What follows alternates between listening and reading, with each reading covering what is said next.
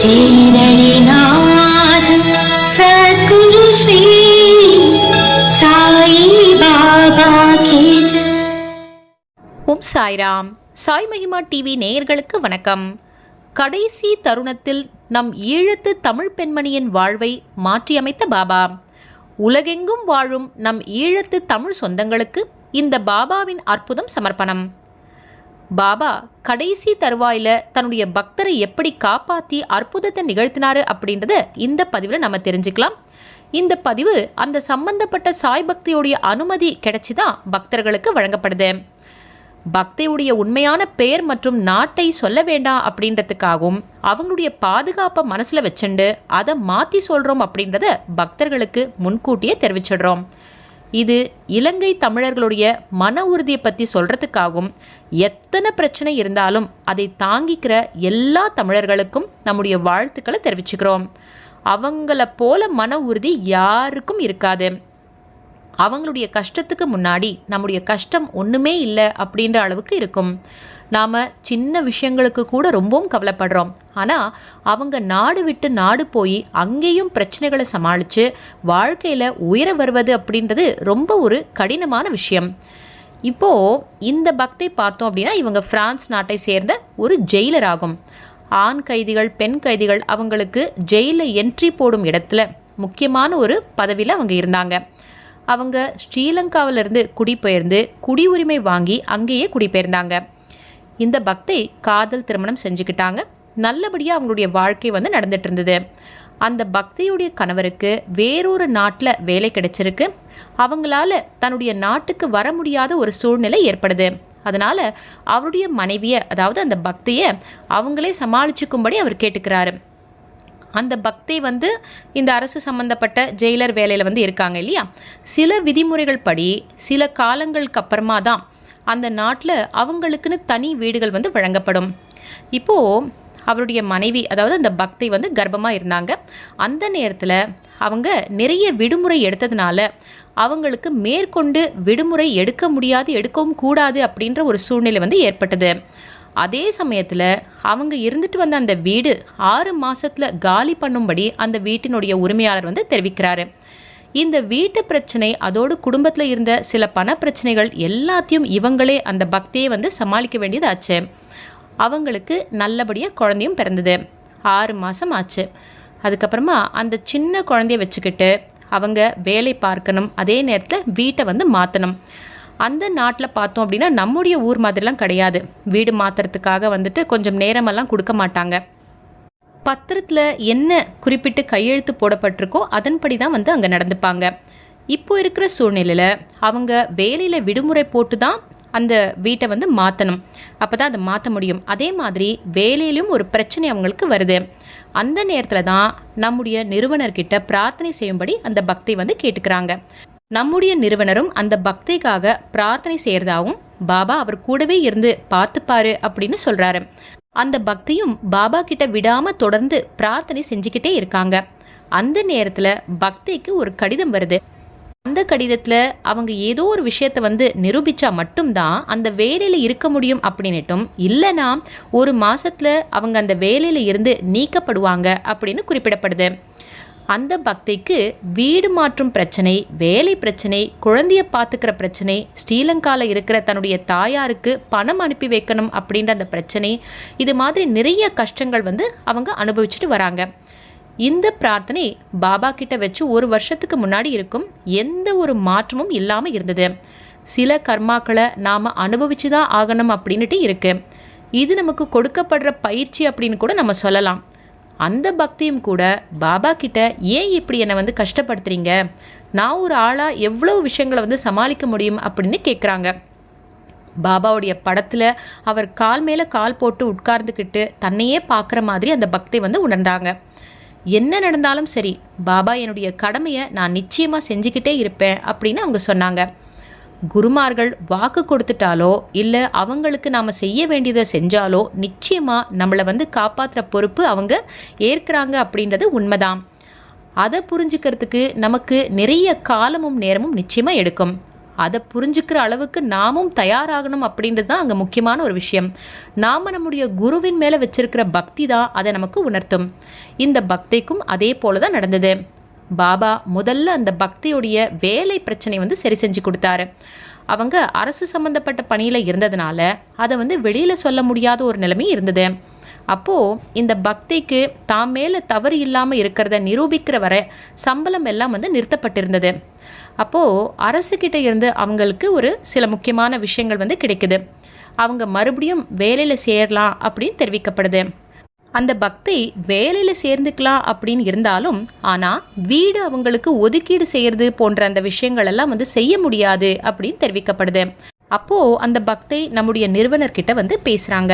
இது மாதிரி பாபா அவங்களுக்கு வேலையை சரி செஞ்சு கொடுத்ததாகவும் தொடர்ந்து அவங்களுக்கு சம்பளம் வரத்துக்கு ஏற்பாட்டை செஞ்சு கொடுத்ததாகவும் அது கிடைச்சாலும் ஏதோ ஒரு விதத்தில் அவங்க சமாளிச்சுக்க முடியும் அப்படின்றத அவங்க சொல்கிறாங்க. இப்படி பாபா அவங்களுக்கு சின்னதாக ஒரு ஆறுதலை வழங்கியிருக்காங்க அப்படின்றத தெரிவிக்கிறாங்க. அவங்க லீஸ் எடுத்த வீட்டுக்கு பணம் செலுத்த வேண்டிய நேரம் நெருங்குது. அவங்களுக்கு கடைசியாக 3 நாட்கள் மட்டும்தான் இருக்குது. அவங்க அதற்கான அந்த பணத்தை கட்டியே ஆகணும். அப்படி கட்டலை அப்படின்னா கேஸ் போடப்படும். அதனால் அரசு பணியில் இருந்து நீக்கப்படுவாங்க அப்படின்ற ஒரு சூழ்நிலை வந்தது. அந்த வீட்டிற்கான பணத்தை செலுத்த முடியல அப்படின்னா அங்கே அவங்க இருக்கவே முடியாது. அவங்க தன்னுடைய வீட்டையும் இழந்து வேலையும் இழக்க வேண்டியதாக இருக்கும். ஒன்று அவங்களுடைய தோழியுடைய வீட்டில் தங்கலாம், இல்லை அவங்க மறுபடியும் இலங்கைக்கு திரும்பி போகணும். அப்போது அவங்களுடைய பெற்றோர்கள்கிட்ட தன்னுடைய சூழ்நிலையை பற்றி சொல்ல முடியாத ஒரு நிலைமை ஏற்படுமே அப்படின்றதையும் அந்த பக்தை யோசிக்கிறாங்க. ஆனால் அப்போ அவங்களுடைய பெற்றோர்களுக்கு தான் செய்ய வேண்டிய கடமையை அவங்க முடிஞ்ச வரைக்கும் செஞ்சுட்டு வராங்க.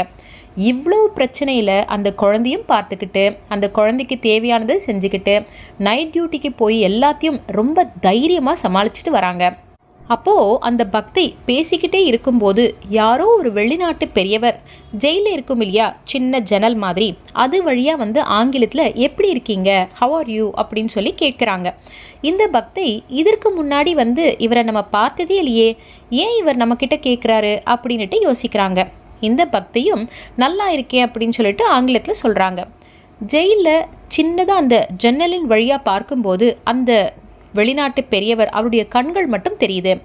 இப்படி அவர் நட்போடு நலமாக இருக்கீங்களா அப்படின்னு சொல்லிட்டு கையை தூக்கி காமிக்கிறது உண்டு. அதுக்கு இந்த பக்தியும் அவங்க நலமாக இருக்கிறதா கையை தூக்கி பதில் சொல்கிறதும் உண்டு. இந்த பக்திக்கு அவருடைய முகம் மட்டும் மறக்கவே இல்லை, நல்ல மனசில் பதிஞ்சிடுது. அந்த பக்திக்கு இந்த வெளிநாட்டு பெரியவரை பார்க்கும்போதெல்லாம் தன்னுடைய அப்பாவை பார்க்குற மாதிரி தோணித்து.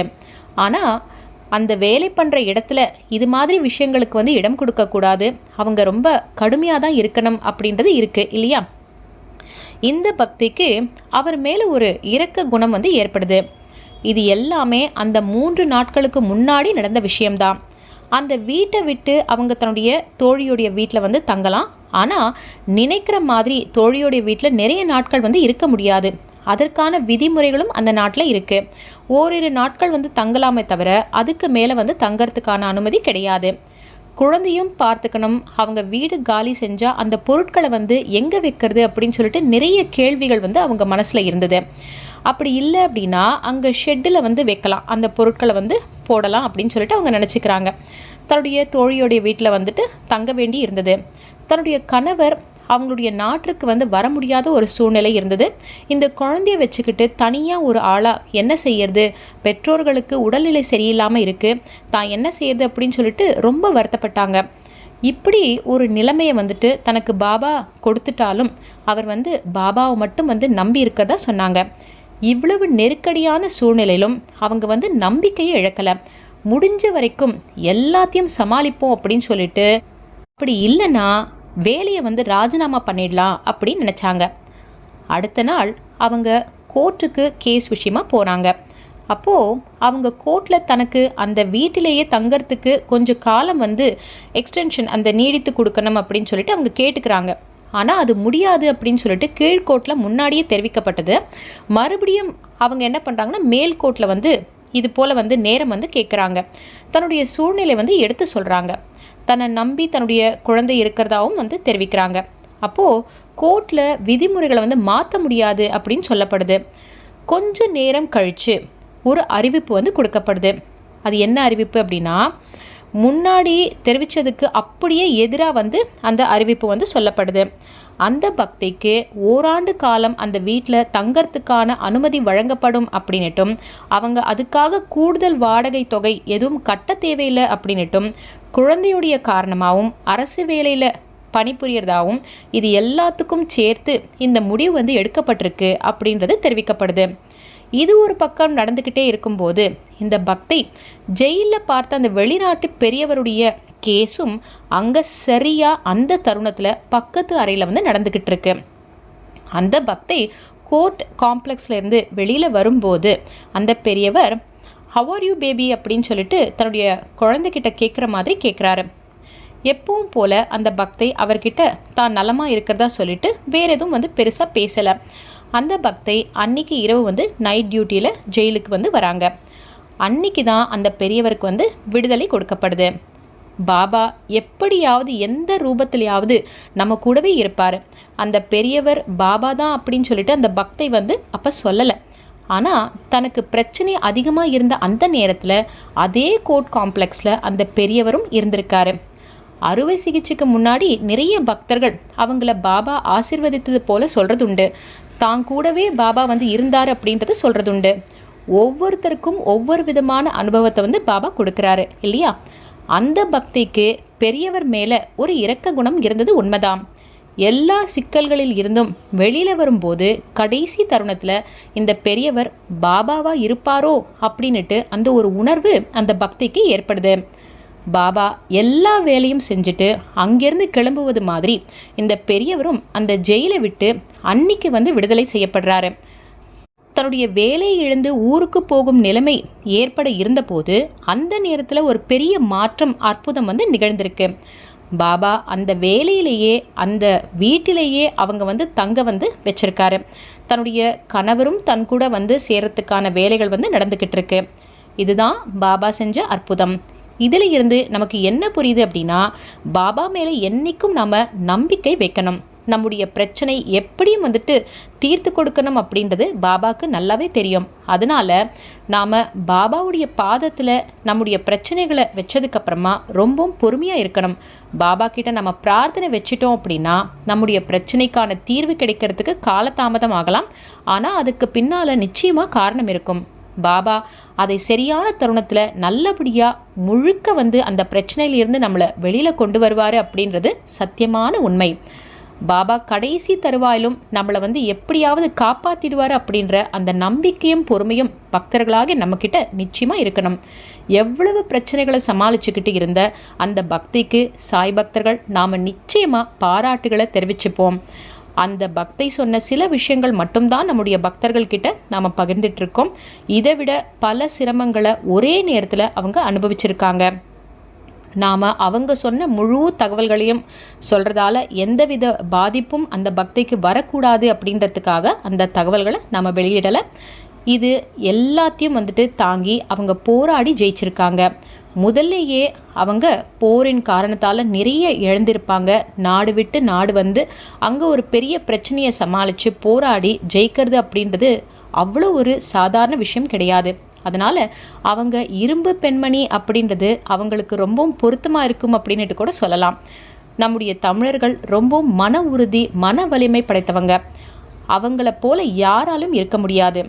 தன்னுடைய நாட்டையும் வீட்டையும் சொந்தங்களையும் இழந்து பல பிரச்சனைகளை சந்தித்து மற்ற நாடுகளுக்கு குடிபெயர்ந்த நம்முடைய தமிழருக்கு இந்த கதை சமர்ப்பணம் செய்யப்படுது. நன்றி. ஜெய் சாய்ராம். प्रथमं साईनाथाय, द्वितीयं द्वारकामायिने, तृतीयं तीर्थराजाय, चतुर्थं भक्तवत्सले. प्रथमं साईनाथाय, द्वितीयं द्वारकामायिने, तृतीयं तीर्थराजाय.